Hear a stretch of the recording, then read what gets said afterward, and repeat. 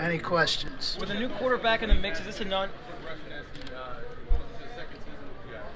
Dwayne did a nice job with us this year, mostly as a scout team quarterback, but he came in every day, he prepared, he gave us great looks in practice, and we're hopeful to see what he has to give us moving forward.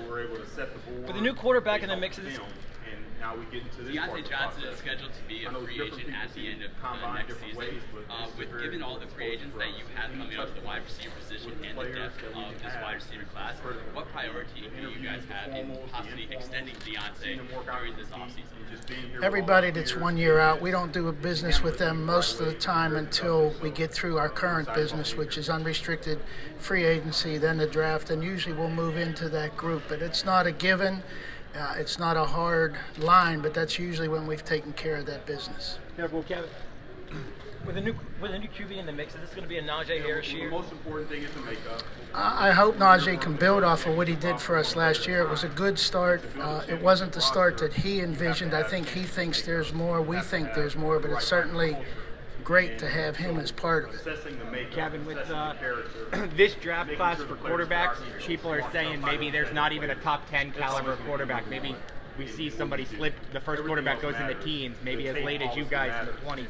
Do you buy that, or once the draft comes, quarterbacks always get pushed up the board? I believe it's a quality class. There might not be the number of players at that position that there have been in the past, but it's certainly good quality, and there's going to be starting NFL quarterbacks coming out of this class for sure. Kevin, is Juju something of a priority in the offseason, or is it kind of wait and see?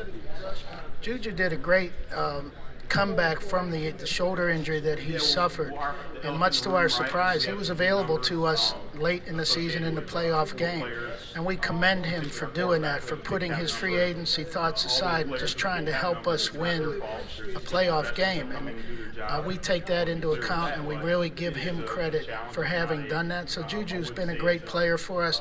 He's still a young player as well, so we'll definitely take that look. How do you gauge a quarterback's leadership skills and intangibles in a process like this week? As we go through the interviews, we learn more and more about each player every time we interview them, and we'll reference some things we may have seen during the season, maybe an interaction with a teammate, maybe an interaction with a coach, maybe an action during a game, and we'll just continually ask the questions to try to nail that part down. But in all honesty, you won't know that until that player's on your own team.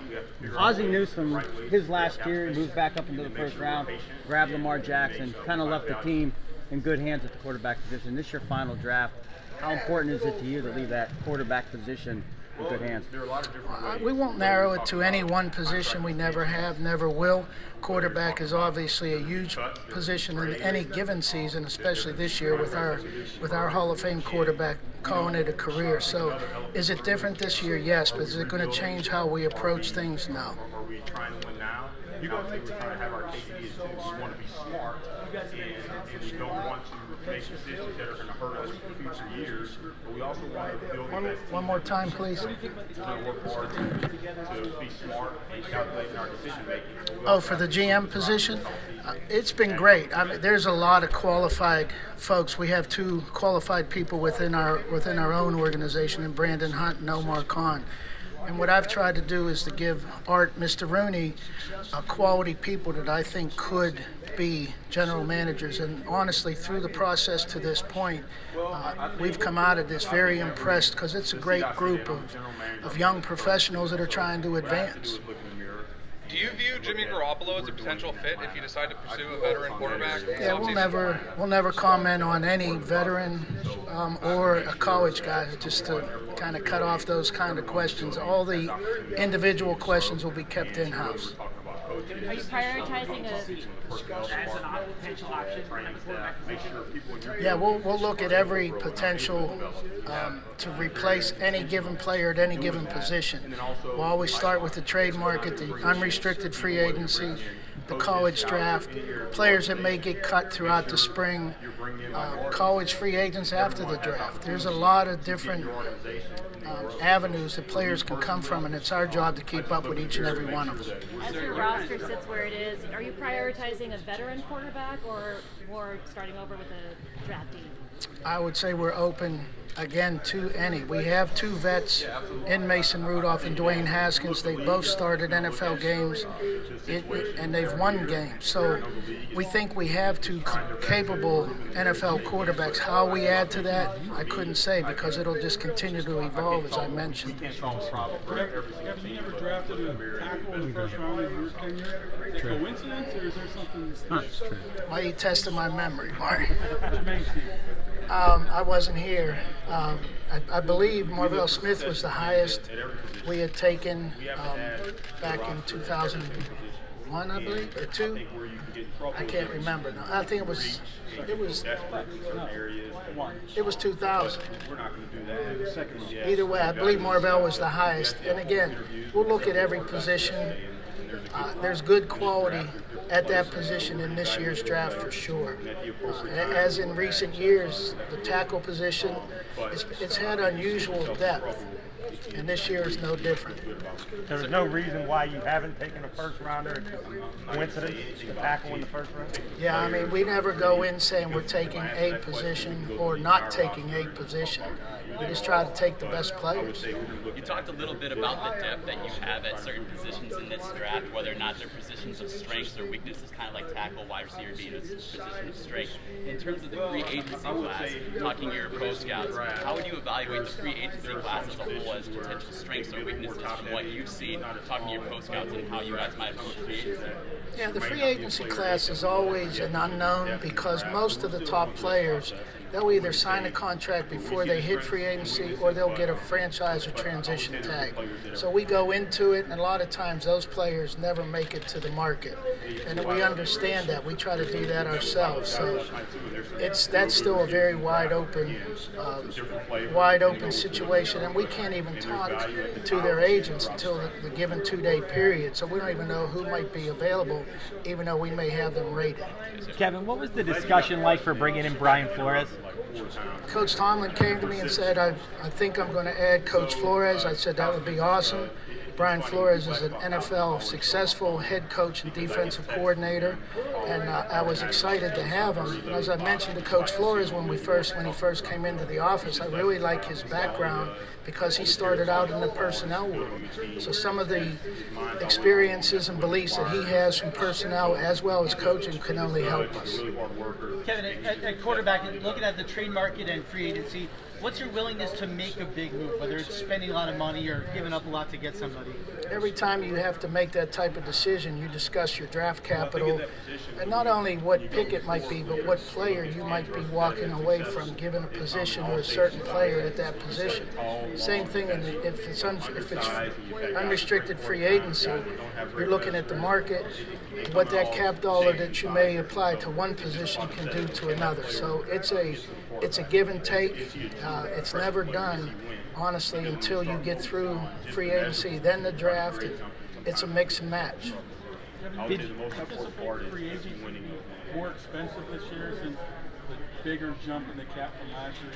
You guys go back last year, we can talk about right now. There's no update on it. Well, last year was obviously an unusual year for not only NFL but life in general in the business world and everything. So, of course, it was different in the NFL. We had the lower cap. We all had to adjust. Everybody got through it, albeit maybe not in the manner that they wanted. It will be higher this year. Can that adjust? Will those same players be able to get the type of dollars they're looking for? That's something we'll find out here in the next few weeks. Yeah, was last year because of that tougher year, manipulating players' salaries? It was, because going into last year, pre-COVID and the reduction, we knew that was a big free agency class for us, and we knew that would be a specific challenge. So going into it, we knew it was tough. Obviously, the reduction in the cap due to the COVID and the decreased revenues made it even tougher, but it made it tougher for everybody, and we all had to do what we could do. Have you started talking to your own free agents, or do you wait till after? Every time when we get through the exit interviews, Coach Tomlin and myself always talk to the players and talk about what we thought or the type of player we thought they were last year and the type of player we think they are moving forward. We leave the doors open. We ask them to do the same for us. Kevin, is it unique at all that one of the projected first-round quarterbacks in this draft played in your home stadium and I assume you probably got more exposure to Kenny Pickett than you would most quarterbacks in the league. Yeah, we never take for granted anybody. Obviously, we have a very close proximity to Pitt, but honestly, we never see those players more than because we have scouts all around the country. We never take for granted that we know that player better than a player from the West or anything like that. So we try to treat them all equally so as to not prejudice our evaluation. And sometimes it's a little harder because people expect us to know more about the Pitt players than maybe the players at USC, but honestly, we really don't. Kevin, I know that Mike makes the coaching hires, but what was the thought process behind bringing in Frisman Jackson and Pat Meyer and parting ways with Ike Hilliard? Well, Coach, again, as you mentioned, Brooke, he makes those decisions. He makes decisions as to who's staying and who he'll bring in. He will come to me every once in a while, and not every time, but he'll say, I'm thinking of hiring so-and-so. Do you know him, or do you know anybody that knows him or anything about him? And I'll give him input when he asks for it. And that's most of the time he'll do that. But when he doesn't bring a coach back, that's his decision, and who he adds, it's also his decision. Kevin, what would you think about a mechanism, like a June 1st salary cap mechanism for trade? Ooh, I need a lot of thought on that one. That's a big varying question. I don't know the specific what you're looking for now. Can you narrow it down a little bit? A lot of trades can't happen because the big salary cap guys hit teams would take. And if you could cut that in half, take half of it next year, a team might be more likely to deal. Yeah, any type of rules or considerations like that, that's a CBA type of issue that would have to be negotiated between the NFL and the Players Association. So that's much too broad for me at this podium. I just kind of wanted to imagine. I got to imagine the stuff I can handle, and I can't handle that one. Sir, last year, TJ Watt kind of went through a quote-unquote hold-in of sorts during training camp as you guys pounded out a deal for him before the start of the regular season. Do you anticipate the same thing happening with All-Pro safety Minka Fitzpatrick, possibly going through the offseason and into the season while you guys work out a possible extension for him going into 2022? Again, we always deal with that 1 year removed process after we get through the here and nows. Minka Fitzpatrick's a great player. We're fortunate to have him. Do we want him to be a part of the Steelers? Of course. But we'll deal with that at the appropriate time. Kevin,